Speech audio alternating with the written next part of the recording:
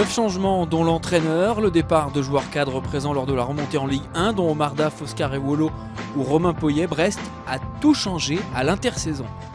Passé tout près de la descente l'an passé, les Bretons tenteront cette fois-ci d'assurer un maintien plus serein et surtout plus spectaculaire.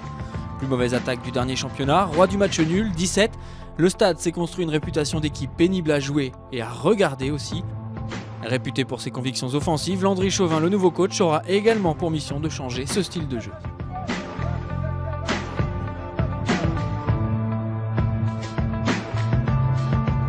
Les joueurs qui étaient présents, qui n'étaient pas trop concernés, là ils disent que tout repart de zéro, donc tout le monde se remet à fond, la motivation elle est à bloc pour tout le monde.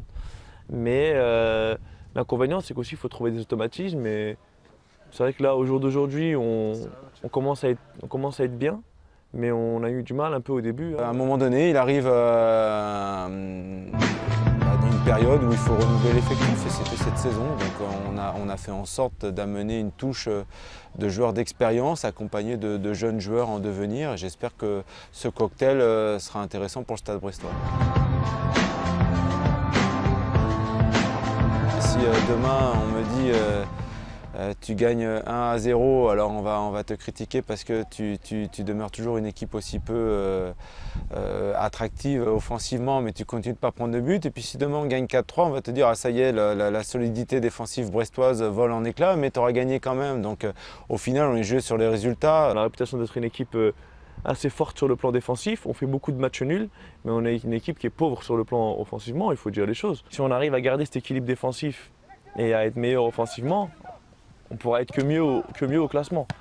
Maintenant c'est compliqué, savoir défendre, on peut l'apprendre, on peut tous se mettre le cul par terre pour y arriver, mais pour marquer offensivement, il faut déjà du talent et puis beaucoup d'automatisme, et c'est vrai que pour l'instant, c'est ce qui nous manque un peu. Ça m'inquiète parce que c'est vrai qu'on commence tout de suite contre des concurrents directs en championnat, il va falloir être prêt de suite.